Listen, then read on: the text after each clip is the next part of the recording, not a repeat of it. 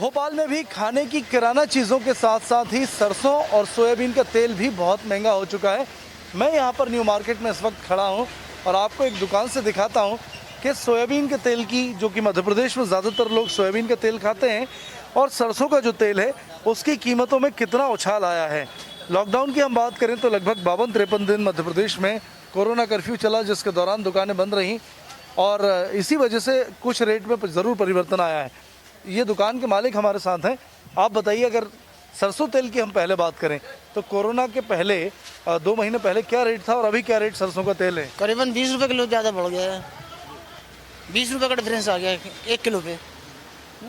और जो है अपना जो लॉकडाउन हुआ उसकी वजह से वो बढ़ा है, उसकी वजह से उसके पहले जो है वो डाउन था। सोयाबीन का तेल 2 महीने पहले क्या भाव था? सोयाबीन तेल भी बहुत डाउन था पिछले पे, जो वो भी जो आप समझ ले 20-20 रुपये किलो बढ़ा है पहले, और अभी के फर्क में जो है 20 रुपये किलो। 15 किलो का एक जो कुप्पा है तेल का बैग है, वो उसमें कितना अंतर आया है? पहले कितने का था, अभी कितने का? 200 रुपये का फर्क आया है डिब्बे पे।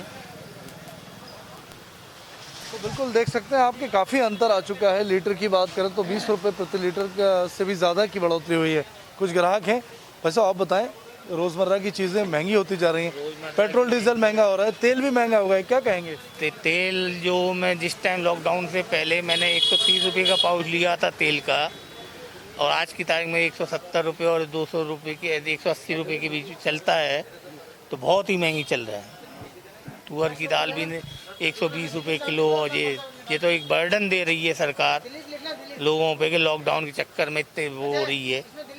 क्या चाहेंगे और घर गृहस्थी पर कितना बजट पर असर पड़ रहा है? मैं कोलार रोड से यहाँ पे अगर सामान लेने आया हूँ तो बहुत बड़ी बात है। कोलार रोड यहाँ से 3.5-4 किलोमीटर है कि मैं यहाँ पे सस्ता मिलेगा। महंगाई का घर गृहस्थी पर कितना असर, कितने रुपए ज़्यादा महीने खर्च करने पड़ रहे हैं? महंगाई पे कम से कम आज की तारीख में जो अपना बर्डन रहता था 20,000 रुपये पर मंथ का, आज से कम 25,000 रुपये पर मंथ का हर महीने का हो जाएगा। तो बिल्कुल लोगों पर जो है बोझ ज़्यादा आया है। ये देखिए, तेल जो है वो कोई से भी ब्रांड का अगर खरीदें उसमें कम से कम 20 रुपये की बढ़ोतरी हुई है।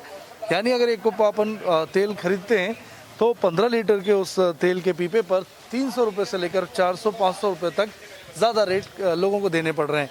तर्क यही दिया जा रहा है कि प्रोडक्शन प्रभावित कोरोना काल में हुआ, जिसकी वजह से दाम बढ़े हैं और सरकार से मांग की जा रही है कि वो कुछ न कुछ राहत आम इंसान को ज़रूर दे। छिंदवाड़ा में अनलॉक का आज चौथा दिन है और छिंदवाड़ा के अंदर जो बाजार हैं वो पूरी तरह से खुल चुके हैं। छिंदवाड़ा में ऑड इवन के तहत जो है वो बाजार खोले जा रहे हैं। एक दिन छोड़कर दूसरे दिन जो है वो दुकानों को खोलने की यहाँ पर इजाज़त मिली हुई है। छिंदवाड़ा के अंदर जो गाइडलाइन बनाई गई है उस गाइडलाइन के तहत जो है लोग मास्क ज़रूर लगाए दिख रहे हैं, लेकिन सोशल डिस्टेंसिंग का जो पालन है वो छिंदवाड़ा में फ़िलहाल होता हुआ नज़र नहीं आ रहा है। एक जो है रूल ज़रूर बनाया गया है कि no mask no service, no mask no material, इसका भी लोग पालन करते ज़रूर नज़र आ रहे हैं। लेकिन जो दुकानों के बाहर गोले बनाने की बात हुई थी, हम तमाम दुकानों के सामने घूम के आए तो वहाँ पर जो है हमें गोले नज़र नहीं आए हैं। छिंदवाड़ा में इसी दौरान जो है वैक्सीनेशन का काम भी बड़े ज़ोरों शोरों से चल रहा है। छिंदवाड़ा के अंदर अब तक 2,66,000 लोगों को वैक्सीन लग चुकी है, जिसमें 2,10,000 के आसपास ऐसे लोग हैं जिनको डबल डोज वैक्सीन का मिल गया है। वहीं 56,000 के आसपास ऐसे लोग हैं जो पहला डोज वैक्सीनेशन का ले चुके हैं। हम इस वक्त छिंदवाड़ा के जो वैक्सीनेशन सेंटर है हम वहाँ पर मौजूद हैं। यहाँ पर जो है 18 से ऊपर वालों को वैक्सीनेशन इस सेंटर में दिया जा रहा है। वहीं इसके बाजू वाले में जो है वो 44 से ऊपर के जो लोग हैं उनको वैक्सीनेशन दिया जा रहा है। हमने यहाँ पर अभी जो मैडम इंचार्ज हैं, हमने उनसे जाना कि लोग आ रहे हैं कि नहीं, रुझान लोगों के अंदर वैक्सीनेशन लगवाने का है या नहीं, तो उन्होंने हमें बताया कि 200 लोगों के ऊपर जो है वो रोज़ाना यहाँ पर युवा वर्ग पहुँच रहा है। वहीं जो है 100 के ऊपर जो 44 के ऊपर के लोग हैं वो पहुंच रहे हैं। तो हम मान के चलिए कि इस लिहाज से 300 लोगों के आसपास इस सेंटर में जो है वो रोज़ाना वैक्सीनेशन देने का काम किया जा रहा है। तो उसी प्रकार जो ज़िले के अंदर जितने वैक्सीनेशन सेंटर बनाए गए हैं वहाँ भी इसी तरह वैक्सीनेशन देने का काम छिंदवाड़ा में किया जा रहा है। प्रशासन भी जो है अब आने वाले समय में मुहिम चला रहा है कि कैसे जो है वैक्सीनेशन देने का काम जो है लोगों को किया जाए, क्योंकि अगर लोग ज़्यादा से ज़्यादा वैक्सीनेटेड हो जाएंगे तो जो संक्रमण का ख़तरा है वो भी कम हो जाएगा। लोग अपने आप को बचा सकेंगे और अपने लोगों को बचा सकेंगे, अपने परिवार को बचा सकेंगे। तो वैक्सीनेशन लगवाना बेहद ज़रूरी है और इंडिया न्यूज़ आपसे अपील भी करता है कि वैक्सीनेशन लगवाएं, खुद को सुरक्षित करें और अपने परिवार को सुरक्षित करें। विगत 1 जून से अनलॉक किया गया रायसेन में आज चौथा दिन है। तो हम आपको बता दें कि रियलिटी चेक के लिए हम पहुंचे हैं रायसेन से 70 किलोमीटर दूर बाड़ी तहसील के बस स्टैंड पर। आप ये देख सकते हैं कि ये बाड़ी तहसील का वो बस स्टैंड है जहां भीड़ लगी रहती थी, लेकिन अनलॉक होने के बाद भी यहां पर एक आदमी नहीं दिख रहा है। किराने की दुकानें हैं या वो दुकानें जिनको कि अनलॉक में खोलने की परमिशन अनुमति मिल गई है, उसके बाद भी दुकानों पर ग्राहक नहीं दिख रहे हैं। पूछने पर कारण बताते हैं दुकानदार कि लोग जो कोरोना को है उससे लेकर बहुत ज़्यादा डरे हुए हैं, लोग घरों से नहीं निकल रहे हैं। लोगों को ये मानना है कि कोरोना ख़त्म हो जाए उसके बाद ही हम घर से निकलेंगे। वहीं आपको बता दें कि रायसेन कलेक्टर ने जो एक पहल चलाई थी, जो एक मुहिम छेड़ी थी कि अगर मास्क नहीं तो सामान नहीं वाला, यहाँ पर भी जो देखने में मिला कि वो बहुत ज़्यादा यहाँ पर सटीक बैठा। लोग ग्राहकों को सामान नहीं दे रहे हैं, यहाँ भी बाड़ी में भी लोग सामान नहीं देते हैं। लोग कहते हैं मास्क लगा कर आइए, उसके बाद हम आपको सामान देंगे। वहीं स्थिति अगर दुकानों की बात कर ली जाए तो ये वो मार्केट है, वो दुकानें हैं जो काफ़ी इन पर चहल पहल रहती थी, लेकिन आज स्थिति ये है कि ये दुकान बंद पड़ी हैं क्योंकि ग्राहक नहीं आ रहे। इस कारण इन दुकान वालों ने एक दिन दुकान खोलने के बाद दूसरे दिन से दुकानों को फिर बंद कर दिया कि जब तक पूरा बाजार नहीं खुलेगा हम दुकान नहीं खोलेंगे, क्योंकि सुबह से शाम तक सिर्फ बैठे रहते हैं। वहीं आपको बता दें कि रायसेन में अगर अनलॉक का सबसे अच्छा कहीं पालन किया जा रहा है तो रायसेन ज़िले में कहना सही होगा, क्योंकि लोग यहाँ पर घरों से नहीं निकल रहे हैं। लोग ये प्रशासन की गाइडलाइन का पूरा पालन कर रहे हैं। रायसेन कलेक्टर के जो उनने अपील की है लोगों से उसका पूरा ध्यान रख रहे हैं और उनके जो उन्होंने कहा कि मास्क लगा कर निकलें, सोशल डिस्टेंसिंग का पालन करें, तो इस पर लोग अमल करते नज़र आ रहे हैं। मध्य प्रदेश में संक्रमण की दूसरी लहर धीमी पड़ गई है तो अब मार्केट भी खुलते हुए नजर आ रहे हैं। हम बात कर रहे हैं पन्ना की। अब जहां संक्रमण की रफ्तार सिंगल आंकड़े पर आधा दर्जन से भी पिछले 72 घंटों में देखी गई है, तो मार्केट में भी रौनक आ गई है। आप खुद ही देख सकते हैं कि किस प्रकार से मार्केट में चहल है। हम खड़े हैं पन्ना के बड़े बाजार में, जहां आप खुद देख सकते हैं कि कस्टमर किस प्रकार से खरीदारी करते हुए नजर आ रहे हैं। किस प्रकार से दुकानें खुली हुई है। अब दुकानें सज चुकी है तो कहीं ना कहीं व्यापारियों में भी खुशी देखी जा रही है। तो अगर हम बात करें पन्ना की, तो जब 1 जून को मार्केट खोला गया था तो उस समय जो समय निर्धारित किया गया था वो 8 बजे से लेकर 2 बजे तक था। लेकिन स्थिति देख आज कैबिनेट मंत्री ने भी मार्केट में पैदल मार्च कर स्थिति का जायजा लिया। तो आज इस समय जो निर्धारित किया गया है वह 2 घंटे बढ़ाकर 4 बजे तक का कर दिया गया है। हमारे साथ कुछ व्यापारी है, हम उनसे ही बात करने की कोशिश करेंगे। आइए मुझे ही बात करने की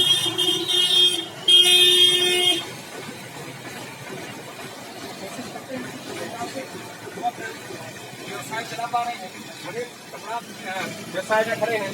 इस बार वो कितने तैयार हैं, कितने ग्राहकों से सोशल डिस्टेंसिंग का पालन करवा पा रहे हैं। हम उनसे ही बात करते हैं कि वो 2 घंटे का समय दिया गया है, तो आप उसके लिए कितने तैयार हैं? 2 बजे का समय था, अब 2 से 4 घंटे 2 घंटे और बढ़ा के 4 बजे तक कर दिया है। ये बहुत अच्छी बात है। हम तो कहते हैं अगर सारे दिन 8 बजे तक इसको और कर दें, इससे क्या है कि भीड़ कम होगी। हर दुकान में अपने अपने हिसाब से ग्राहक आएगा और समझ ले जाएगा। पन्ना में इतनी भीड़ नहीं होती जितना प्रशासन समझता है, और प्रशासन का कंट्रोल करने का बहुत अच्छा तरीका यही है कि वो समय बढ़ा देती है। हम कुछ कस्टमर हैं उनसे ही जानने की कोशिश करेंगे। मैडम, क्या खरीदारी आप कर रहे हैं? आप टाटा का मास्क लगा के आए, क्या ऐसी जानकारी है तीसरी लहर चुनौती है आप लोगों के सामने? लोग क्या देख पा रहे हैं कि लोगों को मैं आप जागरूकता देख पा रहे हैं कि नहीं देख पा रहे हैं?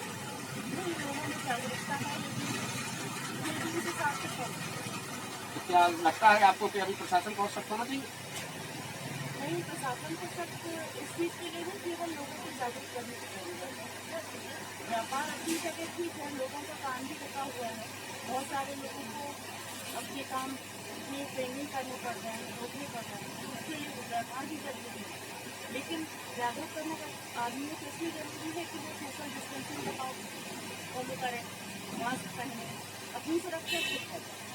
आपने खुद सुना अपनी सुरक्षा खुद करें। पन्ना में भी जैसा देखा कि गया कि ये चौथे दिन का मार्केट जो खुला हुआ है, जो समय भी अब बढ़ाकर 3 दिनों में ही समय प्रशासन ने बढ़ा दिया कि 2 घंटे का समय जो प्रशासन ने दिया है बढ़ाकर 4 बजे तक का कर दिया गया है। हालांकि 4 बजे के बाद सभी व्यवसायी मार्केट को बंद करते हुए साफ देखे जाते, तो कहीं ना कहीं लोगों में भी जागरूकता देखी जा रही है। हम भी यही कह रहे हैं कि व्यवसाय बंद ना हो और लोगों की जरूरतें भी पूरी होती रहे। और जो तीसरी लहर है, चुनौती जो हमारे सामने खड़ी है, सबसे बड़ी जो ये देश अंदर युद्ध लड़ रहा है, इससे कहीं ना कहीं हमें जागरूकता और दृढ़ संकल्प लेने की जरूरत है, ताकि जरूरत की चीजें की सामान जो रोजमर्रा की चीजें हैं उनमें भी लोगों को दिक्कत ना आए और जागरूक होकर सोशल डिस्टेंसिंग का पालन करें। ITB फाउंडेशन बार बार भी अपनी मुहिम में यही कह रहा है कि आप सोशल डिस्टेंसिंग का पालन करें। हाल में लगातार तेल के भावों में बढ़ोतरी हो रही है। अब इसका असर आम लोगों पर पड़ने लगा है। जिस तरह से ग्वालियर में देखा जा रहा है कि पिछले 45 दिन से लॉकडाउन लगा था और उस लॉकडाउन के बाद अब तेल के दामों में बढ़ोतरी हो रही है, तो कहीं ना कहीं इससे अब आम लोगों को भी नुकसान सामना करना पड़ रहा है। जिस तरह से देखा जा रहा है कि अलग अलग प्रकार के यहाँ पर तेल हैं, रिफाइंड तेल है, सरसों का तेल है, सोयाबीन का तेल है, और यहाँ पर कस्टमर ख़रीदारी करने के लिए तेल आ रहे हैं। तो बिल्कुल जिस तरह से आप देख सकते हैं कि कस्टमर यहाँ पर ख़रीदारी करने के लिए आ रहे हैं तेल, और तेल के भाव में जिस तरह से बढ़ोतरी हो रही है, अब ग्वालियर ज़िले में तेल 150 रुपये के पार पहुँच गया है। व्यापारी से बात करने की कोशिश करते हैं, समझने का प्रयास करते हैं। सर बताइए, किस तरह से भाव को देख रहे हैं तेल के? भाव तेल का पिछले साल से इस साल के अंदर काफ़ी बढ़ा है, कम से कम 50 से 60 रुपये किलो बढ़ा है। लेकिन अभी पिछले एक महीने से मई से जून के अंदर 15 रुपये किलो की घटोतरी हुई है, भाव कम हुए हैं। सरसों तेल का भाव जो ऊपर में 165-70 रुपये था थोक में, वो अभी 145 से 50 रुपये रह गया। पिछले लंबे समय से लॉकडाउन लगा हुआ है, 45 दिन से व्यापार में भी काफ़ी गिरावट आई होगी, तो किस तरह देख रहे हैं व्यापार में कितनी गिरावट आई है? जो लोग एक साथ 10 किलो 15 किलो तेल खरीदते थे, वो लोग तेल कितना खरीद रहे हैं अब? 45 दिन से हम लॉकडाउन का सामना कर रहे हैं, तो अभी जैसे मार्केट धीरे धीरे खुल रहा है, तो उसमें ये देखा जा रहा है कि जो ग्राहक 15 किलो का टीन, 15 लीटर का टीन लेता था, अब वो 3 और 5 पाउच लेके अभी काम चला रहा है। इसका कारण उसकी जेब में पैसा इतना नहीं है कि वो तेल 15 किलो ले पाए, उसकी कीमत काफ़ी बढ़ चुकी है। इस कारण से वो 2 लीटर, 4 लीटर, 5 लीटर जितनी इसकी रिक्वायरमेंट है वो ज़्यादा तेल ले रहे हैं। भाई साहब, आपके पास अलग अलग प्रकार के तेल हैं, अलग अलग ब्रांड हैं, तो भावों में लगातार बढ़ोतरी हो रही है, तो इसका मुख्य कारण किस तरह देख रहे हैं? इसका मुख्य कारण ये कहा जा सकता है कि क्योंकि विदेशों से हमारे पास जो हमारे जो हिंदुस्तान की जो खपत है, उसका 70% तेल हम लोगों का विदेशों से हिंदुस्तान में आता है। हमारे हिंदुस्तान में कुल 30% तेल है खिलाने के लिए, जो हम लोकल उद्योग हैं जिसके लिए लोकल जितनी भी क्रॉप आती है, सोयाबीन की, मूंगफली की, कॉटन की, सरसों की, ये सारी चीज़ें, और 30% तेल है, 70% हमको विदेशों पे ही डिपेंड रहना पड़ता है। विदेशों से तेल जितना महंगा होता जा रहा है, विदेशों में पूरे विश्वव्यापी तेज़ी है। चाहे हम कहीं भी देखते हैं, मलेशिया में, इंडोनेशिया में, शिकागो में, अर्जेंटीना में, जहाँ से भी तेल जहाँ से आता है, वहाँ सभी एक भरपूर तेज़ी चल रही है वहाँ पे। उस कारण से हिंदुस्तान में तेज़ी दिखी जा रही है। बिल्कुल लगातार बढ़ोतरी हो रही है। आप कस्टमर हैं, खरीदने के लिए आए हैं, पहले 10 किलो तेल खरीदते थे, अब 2-5 किलो खरीदते हैं, तो बढ़ते भाव को क्या कहना चाहेंगे? सरकार को किस तरह देख रहे हैं आप? सरसों का तेल और सोयाबीन का तेल हमारे परिवार के लिए सबसे महत्वपूर्ण है। इस समय घर में सबसे ज़्यादा लगता है, पर चूँकि इसके रेट मैंने अपने जीवन में पहली बार इतने महंगे देखे हैं, तो मुझे सरकार से ये समझना पड़ेगा कि सरकार इस पर नियंत्रण क्यों नहीं करती है और इसके दाम क्यों नहीं कम कराने की कोशिश करती है। कोरोना काल में वैसे भी आम जनता परेशान है और इस तेलों को लेकर और ज़्यादा परेशान और गंभीर है। मेरा उनसे निवेदन है सरकार से कि इस तेलों पर ऐसी कार्रवाई करें जिससे वो तेल के दाम कम हो सकें। बिल्कुल, तो ये देखा आपने कि पिछले लंबे समय से लॉकडाउन है और मध्य प्रदेश में पिछले 45 दिन से लॉकडाउन रहा है, तो लोगों के रोज़गार नहीं चल रहे, लोगों के रोज़गार बंद पड़े हैं। लेकिन तेल की जिस तरह से भाव में बढ़ोतरी हो रही है, तो कहीं ना कहीं आम लोगों के जनजीवन पर भी असर पड़ रहा है। जिस तरह से घर का बजट बनाया जाता है, तो लोगों के घर का बजट पूरी तरह बढ़ते दामों के साथ बिगड़ गया है। ग्वालियर में पिछले कुछ दिनों से पेट्रोल डीजल के दामों में लगातार इजाफा हो रहा है और कल भी पेट्रोल के दामों में इजाफा हुआ है। लगातार पेट्रोल पंप पर हम पहुँचे हैं, डीजल के भाव यहाँ पर 94 रुपये 16 पैसे पहुँच गए हैं। प्रीमियम पेट्रोल 104 रुपये 41 पैसे पर पहुँच गई है और नॉर्मल पेट्रोल 102 रुपये 85 पैसे पर पहुँच गई है। तमाम लोग यहाँ पर पहुँच रहे हैं, पेट्रोल पंप पर गाड़ी लगी हुई हैं, डीजल भराने का काम जारी हो। लगातार कई गाड़ियाँ हैं, लोग इनमें पेट्रोल भरा रहे हैं। समझने की कोशिश करते हैं, बातचीत करने का प्रयास करते हैं। लोग तमाम पहुँच रहे हैं, महिलाएं भी हैं, बुजुर्ग भी हैं। बताइए दादा, पेट्रोल डीजल के भाव 100 के पार पहुँच गए हैं? 100 के पार क्या पहुँच रहे हैं? गवर्नमेंट अगर बीजेपी की रही तो ये 200 ही पार हो सकता है। ये हमको बहुत बढ़िया उपलब्धि दी है बीजेपी ने। ये पहले हम टैंक 300 में भराते थे, आज 400 में भी फुल्ली हो पाता हमारा टैंक जो है। यूपी में और यहाँ पर ये 10 रुपये का फ़र्क है। ये पता नहीं गवर्नमेंट क्या कर रही है, कब इसके बारे में सोचेगी जनता के बारे में। ये क्या करेगी जनता? ये 100 से ऊपर पेट्रोल हो रहा है, जनता क्या गाड़ी चलाना बंद कर दे या व्हीकलों पर चलना बंद कर दे? तो बिल्कुल 100 के पार पहुंच गया है। आम लोगों की प्रतिक्रिया है, बुजुर्ग और भी पहुंचे हैं तमाम। दादा बताइए, 100 के पार भाव पहुंच गए पेट्रोल के? तो मतलब जीना तो वो तो लेना पड़ेगी पेट्रोल, क्या करोगे? अच्छा, हाँ भाई जितने और बढ़ना कम थोड़ी होने वाले हैं। तो कहीं ना कहीं अब आम लोगों ने उम्मीद छोड़ दी है कि भाव कम नहीं हो रहा है, वो लगातार बढ़ रहे हैं तमाम। और लोग पहुंच रहे हैं यहाँ पर, भैया भी पहुंचे हैं अपनी गाड़ी में पेट्रोल भरा रहे हैं। क्यों भैया, क्या करते हैं आप, ये बताइए? मेरा कार वर्कशॉप है। तो 102 रुपये के पार पेट्रोल हो गई है, किस तरह देख रहे हैं भाव को? बहुत दिक्कत हो रही है वैसे तो, अब बीजेपी को वोट दे के गलती हो गई ऐसा लग रहा है। तो कहीं ना कहीं सरकार को कोसने का काम भी लोग यहाँ पर कर रहे हैं। और भी लोग हैं यहाँ पर, बुजुर्ग भी लगातार आते जा रहे हैं, समझने का प्रयास करते हैं। सर 102 के पार पेट्रोल, ये बहुत ज़्यादा हो गया है। सरकार को पब्लिक ट्रांसपोर्ट बढ़ाना चाहिए, पब्लिक ट्रांसपोर्ट से लोग आए जाएं, और इस बात का ध्यान रखना चाहिए कि ये जो प्राइवेट गाड़ियों के परमिट दिए जा रहे हैं उनके नियम बनाने चाहिए कि हर आदमी, एक आदमी भी प्राइवेट गाड़ी में घूम रहा है तो जब डिमांड बढ़ेगी तो पेट्रोल महंगा होगा। इसमें जितनी सरकार की गलती, उसमें पब्लिक की भी गलती कि पब्लिक इस हिसाब से इस्तेमाल करे कि कम से कम पब्लिक ट्रांसपोर्ट को ज़्यादा से ज़्यादा यूज़ करे। अच्छी कंट्रीज़ में पब्लिक ट्रांसपोर्ट बिल्कुल फ्री होता है गवर्नमेंट की तरफ से, वो व्यवस्था यदि गवर्नमेंट करती है तो ठीक है, अदरवाइज़ पेट्रोल को उनको नियंत्रित करना होगा। ये लोगों के मन में बहुत ज़्यादा इस तरह की भावना पैदा कर रहा है कि लोगों में इस कोरोना काल में जब अपनी मुद्रास्फीति हो गई है और विकास दर माइनस में चली गई है 1980 के बाद, तो गवर्नमेंट को इस पर शीघ्र कड़े उपाय करने पड़ेंगे, अन्यथा बहुत परेशानी होगी। तो बिल्कुल ये आम लोगों के सुझाव हैं जो लोग दे रहे हैं। लेकिन पेट्रोल पंप के हालात आप देख सकते हैं, कहीं ना कहीं जिस तरह से देखा जा रहा था कि कोरोना संक्रमण के दौरान अब पेट्रोल डीजल के दामों में यहाँ पर लगातार बढ़ोतरी हो रही है, लेकिन जिस तरह से पेट्रोल डीजल की बिक्री है उसमें अब कहीं ना कहीं गिरावट भी दर्ज की गई है। तमाम लोग यहाँ पर पहुँच रहे हैं और पेट्रोल भरा रहे हैं। लोग अपने अपने जो लोगों के सुझाव हैं वो यहाँ पर दे रहे हैं कि गवर्नमेंट को इस ओर कुछ ध्यान देना चाहिए। जिस तरह से देखा जा रहा है कि मध्य प्रदेश, उत्तर प्रदेश, राजस्थान, दिल्ली, चारों राज्यों के अगर हम पेट्रोल डीजल के दामों की बात करें तो करीब चारों राज्यों में पेट्रोल डीजल के दामों में अधिक अंतर देखा जा रहा है। और सबसे अधिक जो दाम हैं वो मध्य प्रदेश में देखे जा रहे हैं। हालात ये हैं कि ग्वालियर में पेट्रोल 102 रुपये 85 पैसे पर पहुँच गया। तो कहीं ना कहीं इस पर अंकुश लगाने के लिए लोग केवल सरकार से आग्रह कर सकते हैं और लोग सरकार को सुझाव दे रहे हैं। जिस तरह से लगातार दामों में बढ़ोतरी हो रही है, लोग भराने के लिए यहाँ पर पहुँच रहे हैं। ग्वालियर शहर में अनलॉक की प्रक्रिया शुरू हो गई है और अब लोग घरों से बाहर निकलने लगे हैं। ग्वालियर ज़िले में रूल बनाए गए हैं कि एक दिन राइट तरफ की दुकान खुलेंगी तो अगले दिन लेफ़्ट की दुकान खुलेंगी, लेकिन बाज़ारों में लोगों की भीड़ अभी भी देखी जा रही है। और इसी भीड़ को देखते हुए लगातार पुलिसकर्मी भी सड़कों पर तैनात हैं, लोगों को मास्क लगाने को लेकर समझाइश दे रहे हैं। और अगर जो लोग गाड़ी पर 2 से अधिक पाए जाते हैं तो उन पर सख्ती के साथ कार्रवाई भी कर रहे हैं। जो बाहर से गाड़ियां आ रही हैं, जो लोग बिना मास्क के हैं, अभी भी साफ तौर पर देखे जाते हैं कि कई ऐसी तस्वीरें शहर में देखी जा रही हैं जो लोग बिना मास्क के हैं। लेकिन पुलिस की सख्ती के साथ देखते ही लोग मास्क लगाने लगते हैं। पुलिस चेकिंग कर रही है, एक गाड़ी पे 3 लोग यहाँ पर जा रहे हैं तो पुलिस कर्मी रोक रहे हैं और पूछ रहे हैं कि आप ऐसे क्यों 3 लोग एक साथ घूम रहे हैं, क्योंकि सख्ती के साथ जब तक कार्रवाई नहीं होगी तो लोग हैं कि मानते नहीं।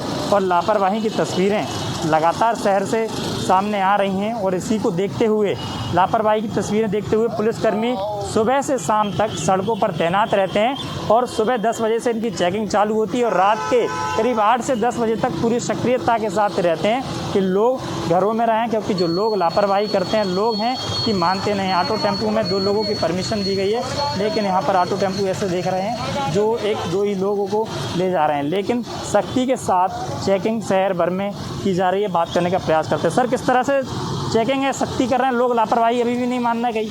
अभी गाड़ियों पे सिंगल करने की समझाइश दी गई कि सिंगल चलें, और 4 व्हीलर में भी 3 सवारी से ज़्यादा नहीं चलें, क्योंकि कोरोना दोबारा फिर लौट सकता है। तो वरिष्ठ अधिकारियों का आदेश है कि सख्ती से चेकिंग की जाए, उसका पालन किया जा रहा है।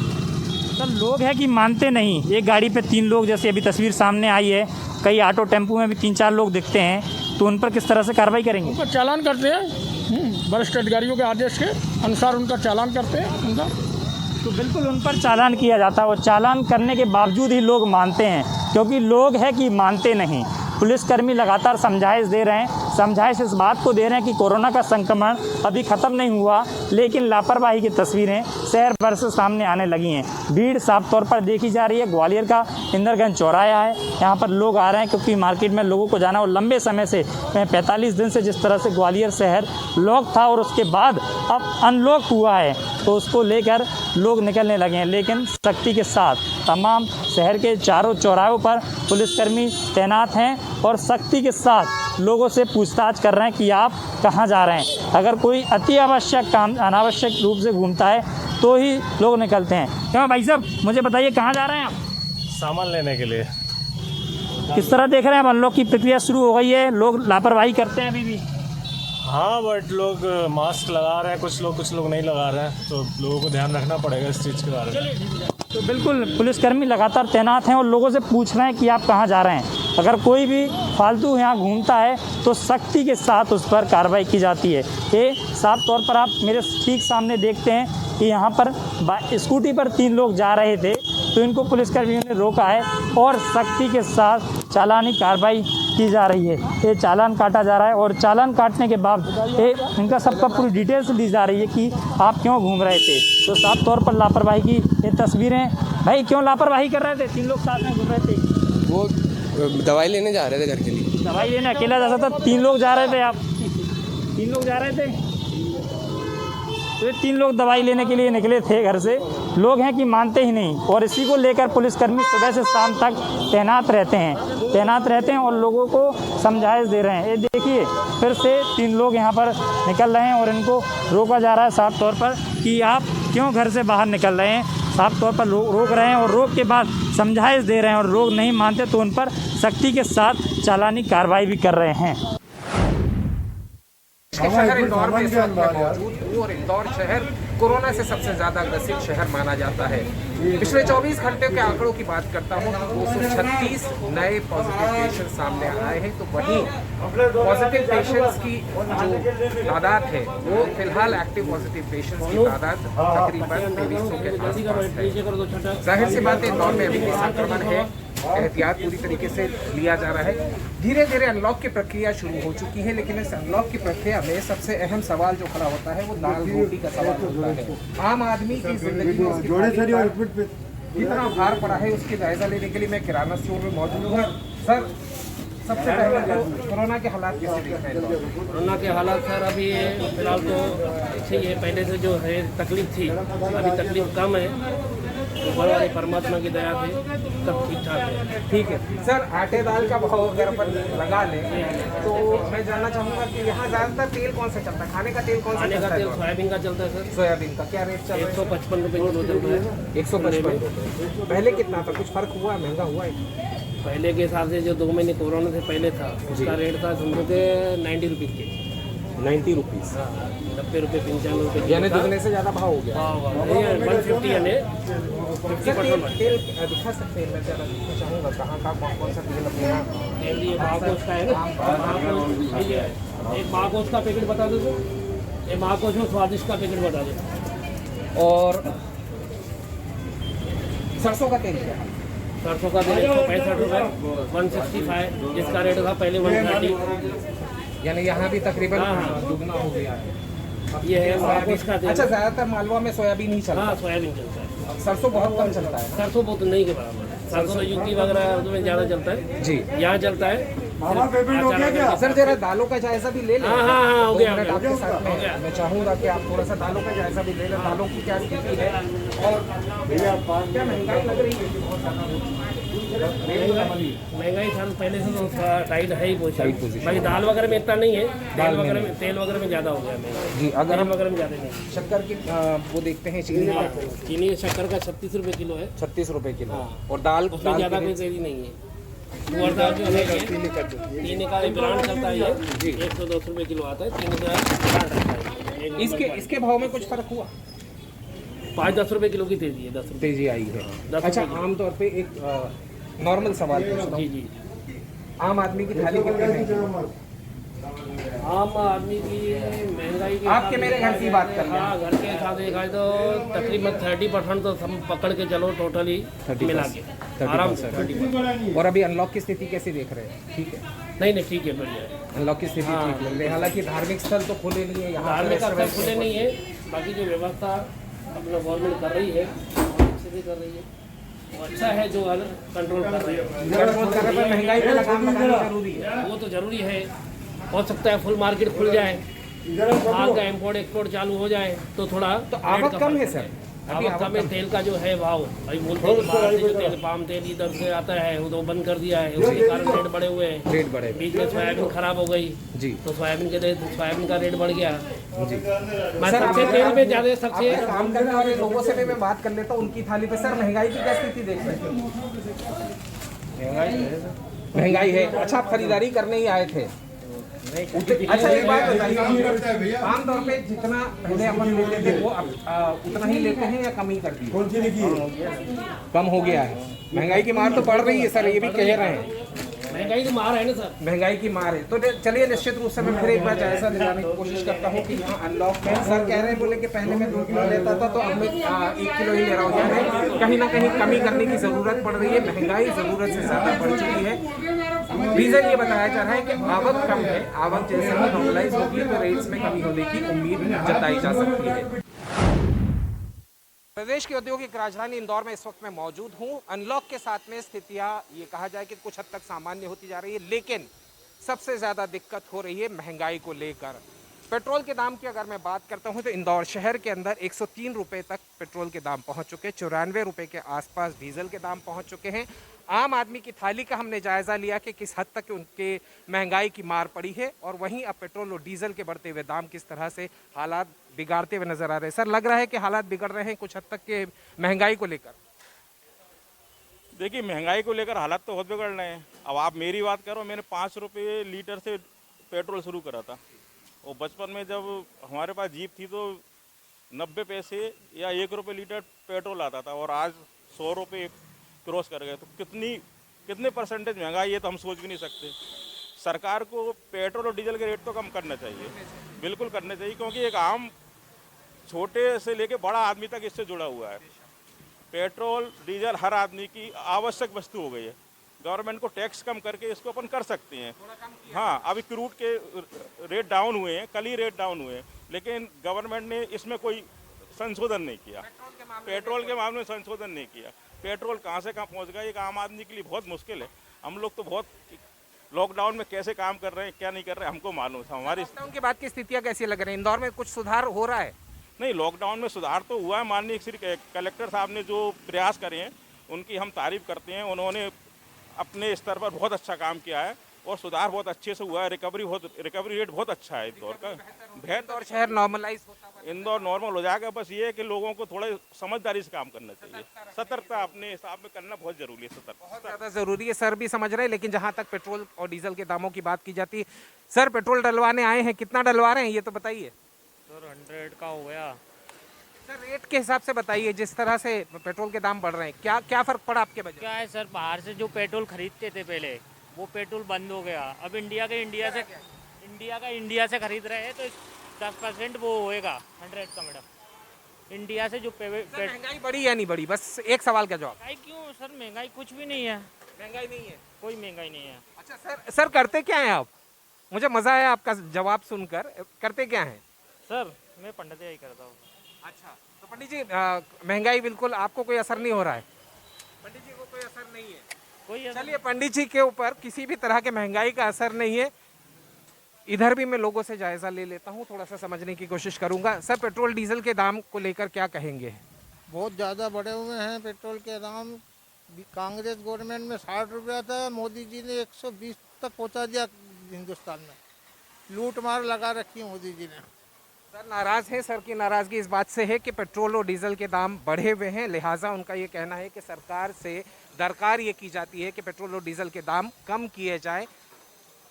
छोटा सा रिएक्शन यहाँ से ले लेता हूँ, फिर इसको वाइंड अप करते हैं। सर, पेट्रोल डीजल के जो दाम बढ़े हैं उसको लेकर क्या स्थिति नज़र आ रही है? पेट्रोल डाउन है बिल्कुल, पैसा ही नहीं लोगों के पास, कहाँ से भरेगा? पेट्रोल भरना मुश्किल हो रहा है। यही 50 का है, कभी 60 का भर रहा है। नहीं तो 200 पहले कितना डलवाते थे? पहले 2 लीटर 3 लीटर। अब कमी करना पड़ रही है। कमी करना पड़ी, 50 का ही भरवा लेते, चलो ठीक है, एक काम तो करना है। सर कोई दरकार है सरकार से? यही है कि इनके पेट्रोल के दाम कम कर दे तो पब्लिकों को राहत मिले। तो पब्लिक चाहती है राहत, उनका ये कहना है पेट्रोल डीजल के दाम कम किए जाएं। मध्य प्रदेश में भी पेट्रोल डीजल के दाम लगातार बढ़ते जा रहे हैं। आज फिर 20 पैसे की बढ़ोतरी पेट्रोल के दाम में हुई है। आज के ताज़ा दाम क्या है? मध्य प्रदेश में भी पेट्रोल डीजल के दाम लगातार बढ़ते जा रहे हैं। आज फिर 20 पैसे की बढ़ोतरी पेट्रोल के दाम में हुई है। आज के ताज़ा दाम क्या है ये मैं आपको सीधा पेट्रोल पंप से दिखाता हूं। भोपाल के एक पेट्रोल पंप पर इस वक्त मैं मौजूद हूं और आप देख सकते हैं आज का जो पेट्रोल का दाम है वो है 102 रुपये 95 पैसे प्रति लीटर। ये सादा पेट्रोल है और अगर पावर पेट्रोल की बात करें तो 106 रुपये 63 पैसे प्रति लीटर, यानी कि लगातार दाम बढ़ते जा रहे हैं और जिसका नतीजा 103 रुपये लगभग से लेकर 106 रुपये तक पेट्रोल के दाम पहुंच गए हैं। आप क्या कहेंगे? लगातार पेट्रोल के दाम बढ़ रहे हैं, महंगाई भी बढ़ रही, पेट्रोल भी महंगा। क्या करें साहब, लेकिन मजबूरी है, लोगों को तो काम तो करना ही है।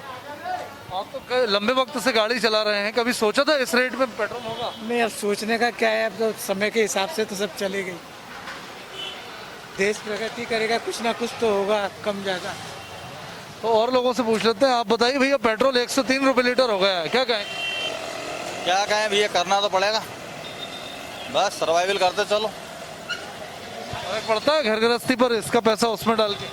क्या कर रहे हैं, करना तो पड़ेगा भैया, क्या करें, कुछ बोल नहीं सकते हैं। किसके लिए जिम्मेदार मानते हैं आप ये पेट्रोल महंगाई जो लगातार बढ़ रही है? सरकार को क्या करना चाहिए? कम करना चाहिए, इसमें कुछ ऑब्जेक्शन उठाना चाहिए गरीब के लिए। बिल्कुल वजह यही है कि लगातार महंगाई बढ़ती जा रही है, खाने पीने के सामान महंगे हो गए हैं, दूसरी रोज़मर्रा की चीज़ें महंगी हो गई हैं और अब पेट्रोल के दाम भी थमने को राज़ी नहीं है। कहीं ना कहीं आम लोगों के लिए मुसीबत है और फिलहाल इसमें कोई नरमी या कोई हेल्प की गुंजाइश भी नज़र नहीं आती है। भोपाल में जूनियर डॉक्टर्स इस्तीफा देने के बाद आज हड़ताल पर बैठ गए हैं। धरने पर तमाम गांधी मेडिकल कॉलेज के जो जूनियर डॉक्टर्स हैं वो धरने पर बैठे हुए हैं और लगातार ये एक ही मांग कर रहे हैं, स्टाइपेंड बढ़ाने की। सरकार के बीच लगातार तकरार बढ़ती जा रही है, अभी तक सरकार ने इनकी मांगे नहीं मानी है। यही वजह है कि कल देर रात तमाम प्रदेश के जो 3,500 से भी ज़्यादा जूनियर डॉक्टर्स हैं उन्होंने इस्तीफा सरकार को दे दिया है। भोपाल में क्या कुछ रणनीति रहेगी, इस पर बात करते हैं। यहाँ गांधी मेडिकल कॉलेज के प्रेसिडेंट हमारे साथ हैं। आप बताइए डॉक्टर साहब, अब आगे क्या रणनीति रहेगी, क्योंकि सरकार तो आपकी बात नहीं मान रही है? देखिए, हमने तो शुरुआत से ही नहीं चाहा कि ऐसा कोई भी आंदोलन या ऐसा कोई भी मूवमेंट हो जिससे समाज में पब्लिक को भी और मरीजों को किसी को भी क्षति पहुंचे, मगर मजबूरनवश जब ऐसी चीज़ें आ गई हैं, ऐसी स्थिति बन चुकी है, तो हम तो अपनी मांगों को लेके बैठे हैं। कल हम पे एस्मा एक्ट लगने का कोर्ट से ऑर्डर भी आ गया है। उसके बाद हमने इस चीज़ को देखते हुए, बाकी हमारी मांगें ना मानते हुए देखते हुए, हमने अपने पूरे प्रदेश भर के 2,500 जूनियर डॉक्टर्स ने एक साथ मास रेजिग्नेशन दे दिया है, सामूहिक रेजिग्नेशन दे चुके हैं। उसके बाद अब इसके आगे ना हम कोई हड़ताल जब कर सकते हैं ना कुछ भी कर सकते हैं, तो हम वहाँ से कॉलेज से रिजाइंड मेंबर्स हैं, तो हम लोग यहाँ पे सिर्फ साइलेंटली बैठ के अपनी मांगों के लिए बोल सकते हैं, मांग सकते हैं। सरकार ने भी आप पर कार्रवाई शुरू कर दी है, पीजी कोर्सेज के स्टूडेंट का नामांकन रद्द कर दिया है, क्या करेंगे अब आप आगे? हम अभी भी वही बोल रहे हैं कि हम सरकार से बड़े नहीं हैं। हम माननीय मंत्री जी से बस रिक्वेस्ट कर सकते हैं कि हमारी मांगों को देखें, विचारें और उसको जल्द से जल्द पूरा करने का कष्ट करें, ताकि हम लोग ऐसी कार्रवाइयों से मुक्त होकर अपने काम पे वापस लौट सकें। लेकिन मंत्री जी का कहना है कि आप मान नहीं रहे, जिद पर अड़े हुए हैं और बीच का रास्ता निकाला जा रहा है, लेकिन आप मुलाकात के लिए तैयार नहीं है। दिक्कत कुछ ऐसी हो गई है कि कुछ गलतफहमियाँ फैली हुई है पूरे देश प्रदेश में कि एक्चुअली शुरुआत तो हमने कुछ ज़्यादा मांगों से की थी, कुछ अलग मांगों से की थी, मगर जैसा कि हमें वादा किया गया था वो वादा आके रुका 6 मई 2021 को। ये जो सरकार से मांग रहे हैं ये उनके वादे खुद के किए हुए हैं, वो हम मांग रहे हैं, हम कुछ अलग से मांगने नहीं आए हैं। अगर वो अपने वादे ही निभा दें तो काफ़ी हो जाएगा सरकार की तरफ से। सीनियर डॉक्टर्स ने भी क्या ऐलान किया है, क्या उन्होंने भी काम बंद किया है? सीनियर रेसिडेंट्स जो हमारे यहाँ के हैं, उन सीनियर रेसिडेंट्स ने अभी ये बोला है कि वो अपने काम नहीं करेंगे और वो भी हमारे साथ आ चुके हैं। जो हमारे कंसल्टेंट्स हैं, टीचर्स हैं, वो हमें समर्थन दे रहे हैं, मगर अभी काम बंद नहीं किया है। काम लगातार बंद है और अब सीनियर डॉक्टर्स भी काम बंद करके इनके समर्थन में सड़कों पर आने की तैयारी कर रहे हैं, जैसा कि जूनियर डॉक्टर एसोसिएशन दावा कर रही है। अब देखना यही होगा कि सरकार और जूनियर डॉक्टर्स जो हैं इनके बीच में आखिर ये तकरार कब तक चलती है। क्या सरकार इनकी बातें मानेगी, इनकी मांग मानेगी, या मध्य प्रदेश के तमाम सरकारी अस्पतालों में इसी तरह से काम ठप रहेगा। लगभग 1.5 माह के बाद मुरैना जिले में अनलॉक की प्रक्रिया आज से शुरू हो गई है। जिला प्रशासन के अनुसार आज सुबह से ही बाज़ार खोलने की अनुमति सशर्त दी गई है। सुबह 9 बजे से लेकर शाम तक 5 बजे तक बाज़ार खोले जाएंगे, लेकिन इन बाज़ारों को लेफ़्ट राइट पद्धति के आधार पर खोला गया है। आप हमारे दाईं साइड में देख सकते हैं, ये लेफ़्ट साइड जो इनके द्वारा बनाई गई है उस पर मंगल, गुरु, शनिवार को ये बाज़ार खोलेंगे। आप देख रहे हैं कि ये सारी दुकानें बंद पड़ी हुई हैं, लेकिन इसके विपरीत जब दूसरी साइड में जाएंगे तो आप देख सकते हैं जो राइट साइड बनाई गई है, राइट साइड में सोमवार, बुधवार और शुक्रवार को ये दुकानें खोली जाएंगी, जो कि दुकानें खुली हुई हैं। आप देख रहे हैं दुकानदारों ने दुकानें खोली हैं, ग्राहक भी आ रहे हैं और इनके पास जो ग्राहक आ रहे हैं वो सामान खरीदने आ रहे हैं। हालांकि अभी सुबह 9 साढ़े 9 बजे का टाइम है और इस समय दुकानें पर ग्राहक आना ये तय करता है कि दुकानों की आवश्यकता है। आप देखिए जिला प्रशासन भी बिल्कुल ताबड़तोड़ रूप से कार्रवाई के बिल्कुल मूड में है कि किसी भी तरह इस अनलॉक प्रक्रिया का पालन होना चाहिए। कोई उल्लंघन करेगा तो उस पर कार्रवाई की जाएगी। जिला प्रशासन बराबर निरीक्षण कर रहा है, ये अधिकारी भ्रमण कर रहे हैं और बिल्कुल चेतावनी दी जा रही है बार बार कि कोई भी उल्लंघन करता हुआ पाया जाएगा तो उस पर कार्रवाई की जाएगी। मैं आपको मुरैना जिला के बारे में बता दूं कि अभी मुरैना में 1,62,000 से अधिक जांचें हो चुकी हैं, लेकिन लगभग 1,52,000 के लोगों की जांचें नेगेटिव निकली हैं। 8,000 से अधिक संक्रमित मरीजों में से लगभग 7900 मरीज ठीक होकर जा चुके हैं। हमारे साथ इस वक्त मुरैना नगर पालिक निगम के आयुक्त हैं। हम इनसे ये जानना चाहेंगे कि इनके द्वारा बाजार खोलने की जो प्रक्रिया है वो किस तरह अपनाई गई है। गुप्ता जी, क्या प्रक्रिया आपके द्वारा अपनाई गई है? देखिए, बाजार में हम लोगों ने जो प्रक्रिया अपनाई है वो लेफ्ट और राइट साइड की अपनाई है, जिसमें लेफ्ट साइड जो है वो मंगलवार, गुरुवार और शनिवार को खुलेगी और जो राइट साइड है वो मंडे को रहेगी, वेडनेसडे को रहेगी और फ्राइडे को रहेगी। तो 3-3 दिन लेफ्ट को दिए हैं और 3 दिन जो है वो राइट को दिए हैं, जिससे किसी के साथ कोई भेदभाव ना हो सके। और एक हमने ग्रीवेंस सेल बनाया हुआ है जो हमारा काम कर रहा है। किसी को कोई परेशानी है तो हम और एसडीएम साहब मोबाइल हम लोगों ने यूनिट बनाई हुई है, वो वहाँ पहुँच जाती है और उनकी समस्या का निराकरण कर देती है। और अभी तक हम लोग सवेरे से घूम रहे हैं और बाज़ार शांतिपूर्ण तरीके से खुला हुआ है, किसी को कोई गफलत नहीं है। 1-2 पॉइंट्स थे, उनको हम लोगों ने क्लियर कर दिया है। ये बिल्कुल इनका कहना है कि इन्होंने पॉइंट्स क्लियर किए हैं, लेकिन हम प्रशासन से ये जानना चाहते हैं अगर ये दुकानें उल्लंघन करने पर पाई जाएगी तो क्या कार्रवाई की जाएगी। एसडीएम साहब, अगर कोई दुकानदार आपके नियम का उल्लंघन करता है तो क्या करेंगे? वो व्यापार मंडल ने ही हमारे साथ व्यापारी संघ ने जो मीटिंग हुई थी उसमें ही उन्होंने तय किया था कि जो होगा तो उन पर जुर्माना किया जाएगा। तो अभी तो हम लोग सुबह से घूम रहे हैं, वैसी कोई स्थिति नहीं है। अगर ऐसी स्थिति आती है तो 2100 रुपये जुर्माना किया जाएगा और 3 दिन के लिए उसको बंद किया जाएगा दुकान को। अपन ने 3 दिन राइट साइड खोला है, 3 दिन लेफ्ट साइड खोला है, यानी संडे का दिन बचता है तो संडे को फुल लॉक रखेंगे। संडे को पूरा कर्फ्यू रहेगा। शनिवार को रात को 10 बजे से लेके सोमवार को सुबह 6 बजे तक कर्फ्यू। कोरोना संक्रमण को बिल्कुल समाप्त करने के लिए ये प्रशासन और पुलिस और नगरीय निकाय द्वारा तय किया गया है कि रविवार को बिल्कुल लॉक रहेगा, शनिवार की शाम 6 बजे से लेकर और सोमवार की सुबह 6 बजे तक, यानी कि 36 घंटे तक पूरा लॉक रहेगा। इसका उल्लंघन करने पर वो कार्रवाई की जाएगी। दुकानें अनलॉक की प्रक्रिया को जो भी उल्लंघन करेगा उस पर 2100 रुपये का जुर्माना किया जाएगा।